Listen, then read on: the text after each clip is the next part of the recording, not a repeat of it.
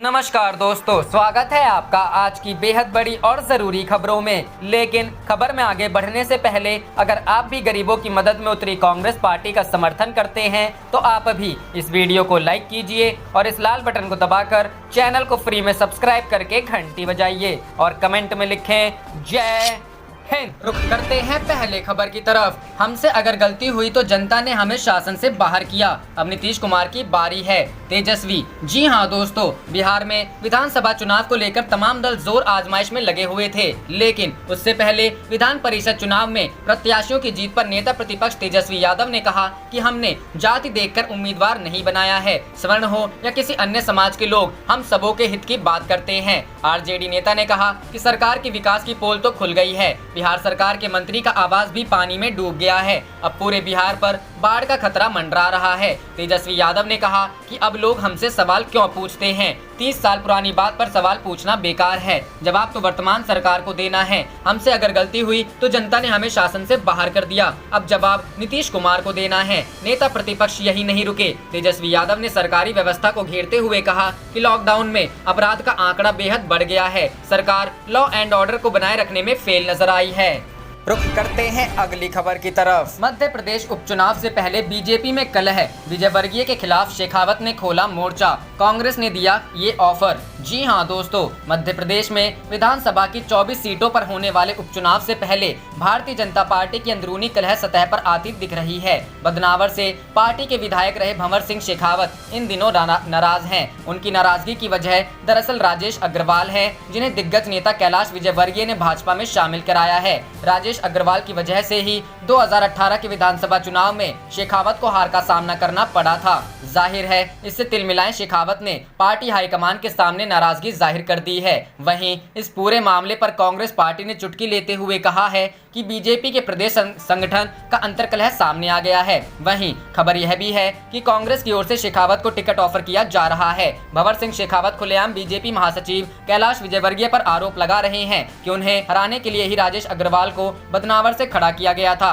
विजयवर्गीय ने इसमें आर्थिक मदद भी की थी। उनका आरोप है कि विजयवर्गीय ने कहा था कि शेखावत को हराओ और अब उसे फिर पार्टी में शामिल करा दिया है। शेखावत ने यह भी कहा कि बदनावर जाकर कैलाश विजयवर्गीय कह रहे हैं कि राजेश अग्रवाल को कैबिनेट मंत्री का दर्जा दिया जाएगा। जिन लोगों ने पार्टी से बगावत करके चुनाव लड़ा और पार्टी को हराया है, उन्हीं को विजयवर्गीय बढ़ावा दे रहे हैं। इसका परिणाम पार्टी को भुगतना पड़ेगा।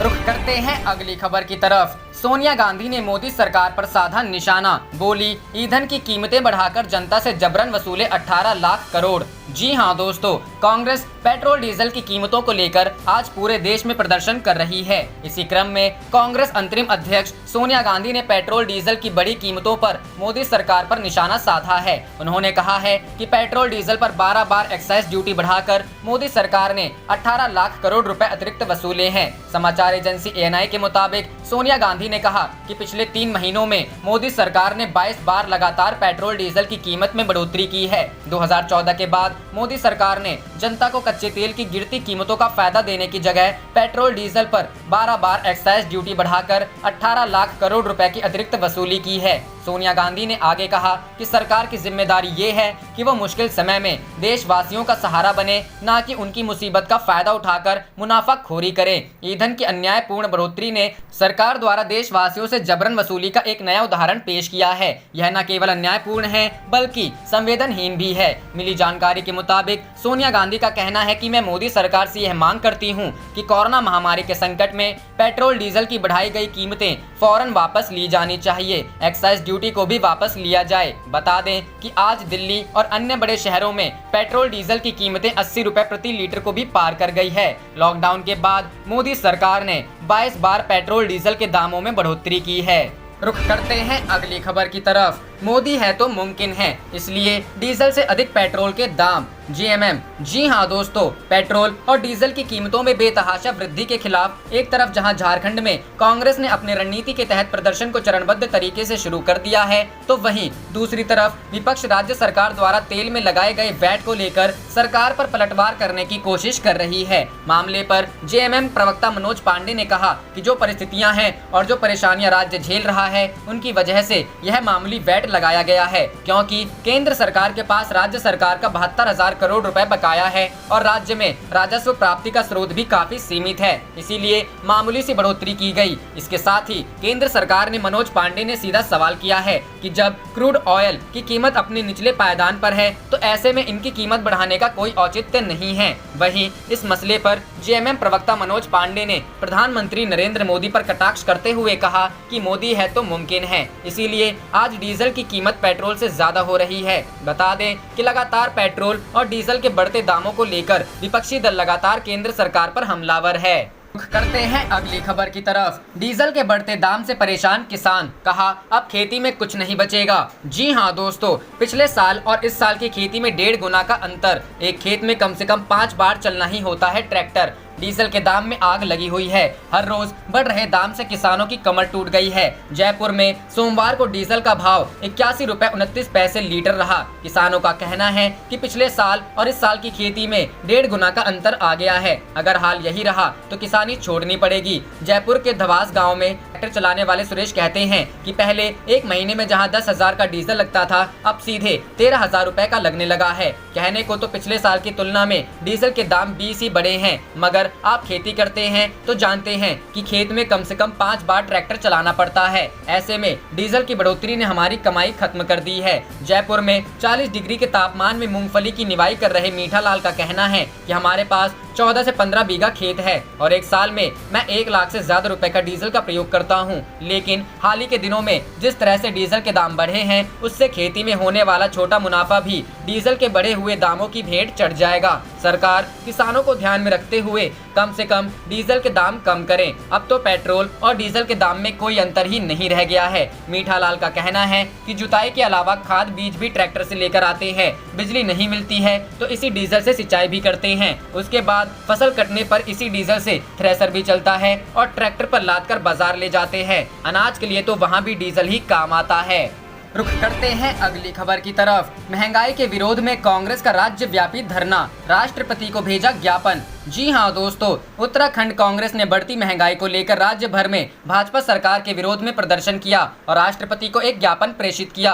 कांग्रेस ने कोरोना काल में सरकार पर जनता को राहत देने के बजाय लोगों पर आर्थिक बोझ लाद देने का आरोप लगाया है। सोमवार को अखिल भारतीय कांग्रेस के निर्देश पर प्रदेश अध्यक्ष प्रीतम सिंह के नेतृत्व में राज्य के जिला मुख्यालयों और शहरों में महंगाई के विरोध में प्रदर्शन किया गया। कांग्रेस का कहना है कि पेट्रोल डीजल के मूल्यों में वृद्धि से सभी वस्तुओं के दाम आसमान छू रहे हैं, लेकिन इस सरकार पर कोई असर नहीं पड़ रहा है। सोमवार की सुबह कांग्रेस मुख्यालय राजीव भवन में महानगर अध्यक्ष लालचंद शर्मा ने नेतृत्व में सरकार की नीतियों के विरोध में धरना दिया। इस मौके पर अध्यक्ष प्रीतम सिंह ने भाजपा सरकार पर महंगाई को लेकर प्रहार किया। उन्होंने कहा कि मोदी सरकार अपने दोनों कार्यकाल में जनता से किए वादों को पूरा करने में असमर्थ रही। कांग्रेस सरकार को महंगाई पर कोसने वाली भाजपा को खुद महंगाई रोकने में पूरी तरह विफल साबित हुई है। उन्होंने कहा कि केंद्र की सरकार कोरोना काल के पिछले 3 महीनों में पेट्रोल के दाम 21.50 व डीजल के दाम 26.46 बढ़ाकर महामारी में लोगों को उपहार दिया है। कांग्रेस अब मोदी सरकार की इस लूट को बर्दाश्त नहीं करेगी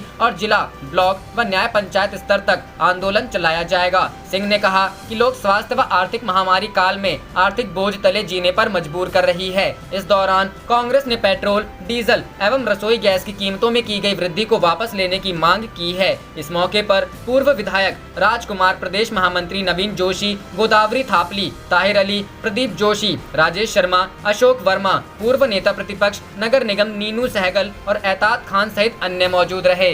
रुख करते हैं अगली खबर की तरफ। अगर ईमानदारी से बिहार में कोरोना जांच हो तो 1 लाख से अधिक लोग मिले संक्रमित, आरजेडी। जी हां दोस्तों, आरजेडी ने बिहार की पूर्व मुख्यमंत्री राबड़ी देवी के बयान का समर्थन किया है। आरजेडी प्रवक्ता भाई वीरेंद्र ने कहा कि ये बिल्कुल सही बात है। बिहार में अगर ईमानदारी से कोरोना जाँच हो तो 1 लाख से अधिक लोग संक्रमित पाए जाएंगे। आरजेडी नेता ने पूछा कि बिहार में जाँच को लेकर कोई विशेष व्यवस्था है क्या? रैंडम सैंपलिंग का क्या इंतजाम है? सरकारी अस्पताल अब बेदम साबित हो हो रहे हैं और सरकार को अब जनता से क्या मतलब है। बता दें कि राबड़ी देवी ने बिहार की नीतीश कुमार सरकार पर कोरोना जांच में लापरवाही का आरोप लगाया है। राबड़ी देवी ने बिहार में कोरोना वायरस की हो रही जांच पर सवाल उठाते हुए लिखा, बिहार का बहुचर्चित कोरोना मॉडल विश्व के बाकी देश अपना ले तो 1 सेकंड में कोरोना वायरस खत्म हो जाएगा। ना कोई कोरोना जांच, ना कोई मामला, ना वेंटिलेटर और ना हेल्थ इंफ्रास्ट्रक्चर की चिंता और ऊपर से सबसे कम केस का खिताब। कोई मरता है तो बोल दो दूसरी बीमारी से मरा है, सिंपल। इसके साथ ही राबड़ी देवी ने एक पोस्टर भी शेयर किया है जिसमें लिखा है, बिहार में दूसरे राज्यों के मुकाबले कोरोना की टेस्टिंग कम क्यों हो रही है? जवाब दो जनता को, क्या यही तुम्हारा सुशासन है? गौरतलब है कि तेजस्वी यादव भी लगातार कोरोना जांच पर सवाल उठाते रहे हैं। रुख करते हैं अगली खबर की तरफ। बिहार में नए मुख्यमंत्री का ऐलान, लालू के बेटे ने कर दिया कमाल। जी हां दोस्तों, बिहार में नए मुख्यमंत्री का ऐलान हो गया है और यह कारनामा लालू यादव के बेटे तेज प्रताप ने किया है। इसी के साथ बिहार विधानसभा चुनाव को लेकर सियासी सरगर्मियां तेज हो गई हैं। राष्ट्रीय जनता दल के नेता तेज प्रताप यादव ने अपने छोटे भाई तेजस्वी यादव को मुख्यमंत्री पद का उम्मीदवार बताया है। तेज प्रताप यादव ने तेजस्वी यादव का फोटो ट्वीट करते हुए लिखा, एक युवा चेहरा जिसने कुछ ही सालों में सीएम पद की उम्मीदवारी में बेहद लोकप्रियता हासिल की है, तेजस्वी ही विकल्प है। तेज प्रताप यादव ने यह बात ऐसे समय कही है जब बिहार विधानसभा चुनाव अगले कुछ दिनों में होने वाले हैं और पार्टी के कई नेताओं ने अपने पद से इस्तीफा दिया है। इतना ही नहीं, दोनों भाई के बीच सब कुछ ठीक न होने की सुर्खियां भी बनती रही हैं। 28 जून को आरजेडी के उपाध्यक्ष विजेंद्र यादव ने पार्टी और पद दोनों से इस्तीफा दे दिया है। उनका कहना था कि पार्टी में पुराने नेताओं की कोई इज्जत नहीं रही। विजेंद्र यादव को आरजेडी में किंग मेकर के नाम से जाना जाता है। विजेंद्र यादव पूर्व में विधायक रहे हैं। उन्होंने पार्टी छोड़ने के साथ ही अपने पद से भी त्यागपत्र दे दिया है। वे लालू यादव और अन्य वरिष्ठ नेताओं के काफी करीबी नेताओं में रहे हैं। विजेंद्र यादव ने कहा कि लालू जी भी अब वो नहीं रहे जो 1990 और 2000 के दशक में हुआ करते थे, वे भी बदल गए हैं। इसलिए बदलाव वक्त का तकाजा है, जिसे देखते हुए मैं इस्तीफा दे रहा हूँ। इससे पहले आरजेडी के 5 एमएलसी ने पार्टी छोड़ जेडीयू का दामन थाम लिया। इतना ही नहीं, आरजेडी के राष्ट्रीय उपाध्यक्ष रघुवंश प्रसाद सिंह ने भी अपने पद से इस्तीफा दे दिया है। लालू प्रसाद यादव के करीबी रघुवंश प्रसाद का इस्तीफा देना पार्टी के लिए बड़ा झटका माना जा रहा है। रुख करते हैं अगली खबर की तरफ। आप सांसद ने कहा, केंद्र ने चीन से लिया 5700 करोड़ का लोन, लोगों को कह रहे चीन का बहिष्कार करने को। जी हां दोस्तों, आप नेता और राज्यसभा सांसद संजय सिंह ने केंद्र सरकार पर निशाना साधा है। उन्होंने कहा कि सरकार लोगों से चीनी सामानों का बहिष्कार करने के लिए कहती है और खुद वहां से करोड़ों रुपए का लोन ले लेती है। आप नेता ने रविवार 28 जून 2020 को ट्वीट कर कहा कि वाह रे भाजपाइयों, तुम और तुम्हारी ड्रामेबाजी काबिले तारीफ है। देश को कहते हो चीन का बहिष्कार करो और मोदी सरकार से 5700 करोड़ का कर्ज लेती है।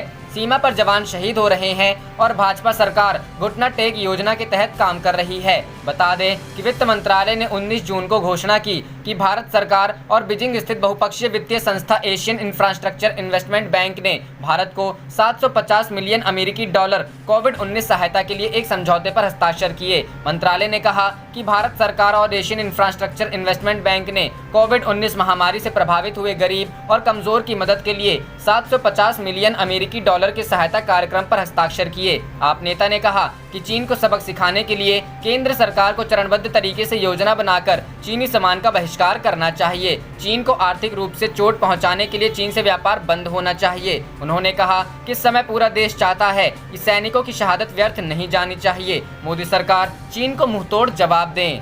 रुख करते हैं अगली खबर की तरफ। पेट्रोल और डीजल की कीमतों में वृद्धि का विरोध, कांग्रेस ने निकाला साइकिल मार्च, बैलगाड़ी पर सवार हुए कार्यकर्ता। जी हां दोस्तों, डीजल और पेट्रोल की कीमत में वृद्धि के खिलाफ कांग्रेस ने सोमवार को राजधानी पटना में साइकिल मार्च निकाला। पटना के बोरिंग रोड से डाक बंगला तक साइकिल और बैलगाड़ी पर सवार होकर ये मार्च निकाला। इस दौरान सड़कों पर जाम की स्थिति उत्पन्न हो गई। बता दें कि इससे पहले गुरुवार को नेता प्रतिपक्ष तेजस्वी यादव ने गुरुवार को साइकिल मार्च किया। उनके साथ तेज प्रताप यादव, शिवचंद्र राम और कई दूसरे विधायकों ने भी साइकिल की सवारी की। राबड़ी देवी के आवास से डाक बंगला चौराहे तक की साइकिल यात्रा के बीच में नेता प्रतिपक्ष ने अपने बड़े भाई और कुछ कार्यकर्ताओं के साथ ट्रैक्टर को रस्सी में बांधकर खींचा।